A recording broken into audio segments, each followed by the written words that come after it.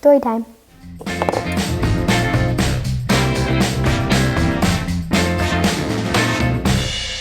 Hey kiddos, Miss Cece here.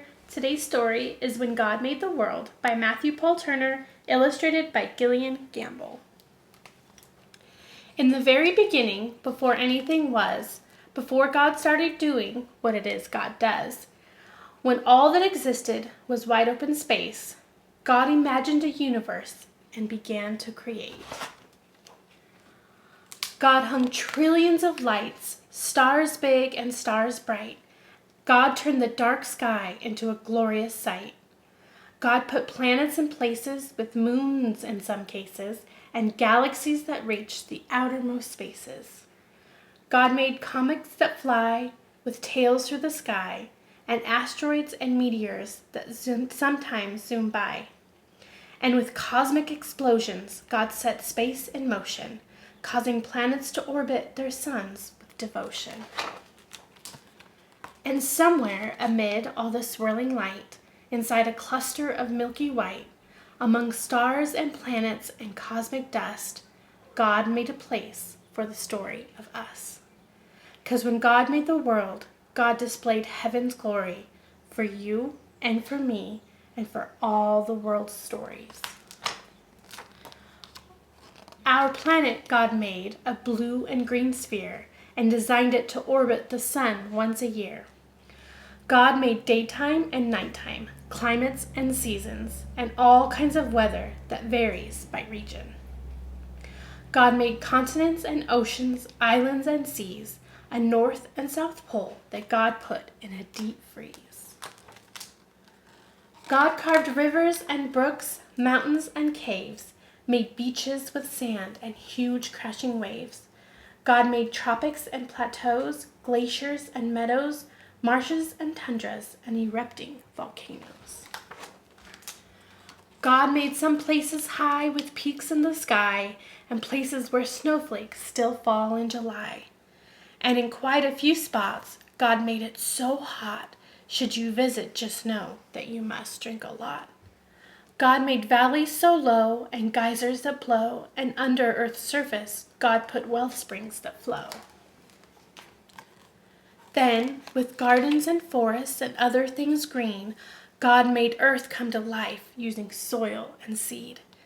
God made cypress and pines, bushes and vines, all kinds of trees with leaves God designed. Plants full of flavor like basil and thyme, and trees that grow citrus like grapefruit and lime.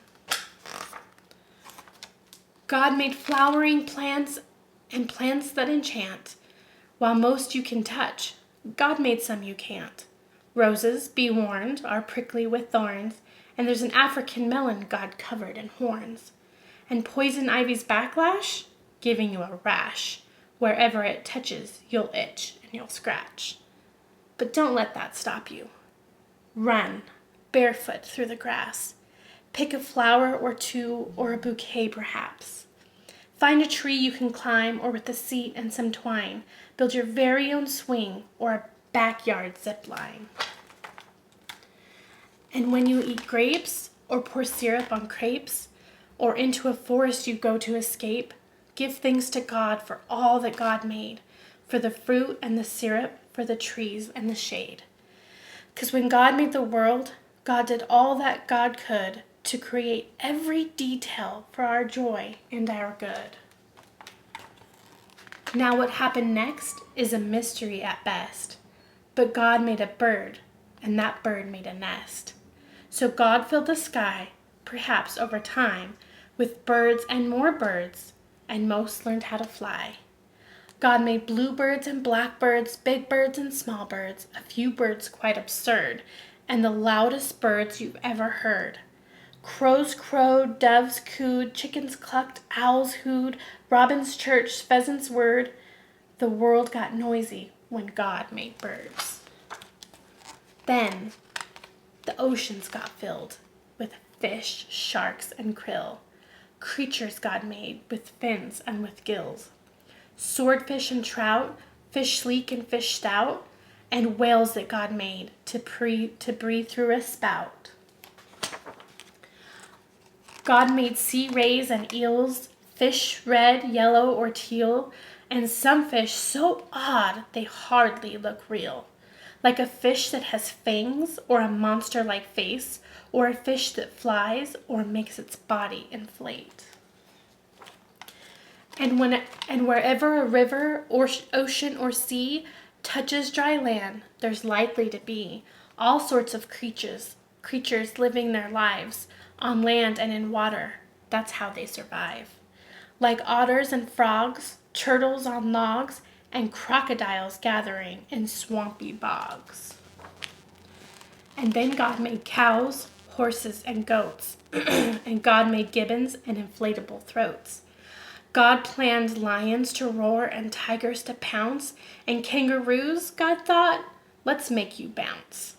God made bears to growl, moles to plow, and, under full moons, coyotes to howl. Donkeys brayed, giraffes bleated, jaguars prayed, and rhinos stampeded. Bunnies hopped, beavers chopped, and, in muddy pools, hippos plopped. Yes, all living creatures, from whales to snails, from those covered with feathers to those covered with scales, each God designed with a home in mind to develop and evolve if needed over time. 'Cause when God made the world, every creature on earth became a part of life's circle, having value and worth. And God made people, like you and me, people with souls, people with stories, a global family tree. God made us all flesh and bone, covered in skin, and made all our bodies to have hearts beating within. God gave us bellies and legs, fingers and toes, and fashioned our faces with eyes, mouth, and a nose. God made our bodies uniquely equipped for walking and talking, to eat and to skip. God wired our brains to feel love and feel pain, to process and learn, to read and retain. But despite all we share, we're also unique. God made us all human with just a few tweaks. Each of our faces, bodies, and traits, our skin tones, our features, God did create. God made some people shy and some people loud, and some who thrive in the midst of a crowd. Some make music and some like math, and some are prone to blaze their own path. But always remember, 'cause this much is true, God had a purpose for making you. So use every gift, every talent or shtick. Make the world better with your God-given trick. Bring smiles to faces, show love and good graces to those who need hope in all different places. Discover a star, a planet, or moon, or help keep a forest from dying too soon. Save a well, hug a tree, protect every bee, recycle, repurpose, reject apathy. 'Cause all of creation whispers God's story. The mountain, the ocean, the blue morning glory, the raindrops, the sunshine, the grapes on the grapevine. With nature, God gives us a glimpse of divine. And just like a star might showcase God's light, or a waterfall give us a sign of God's might, the same could be said of me and of you. How we live, how we love, tells God's story too. 'Cause when God made the world and the world started spinning, the story God wrote was just a beginning. Story time.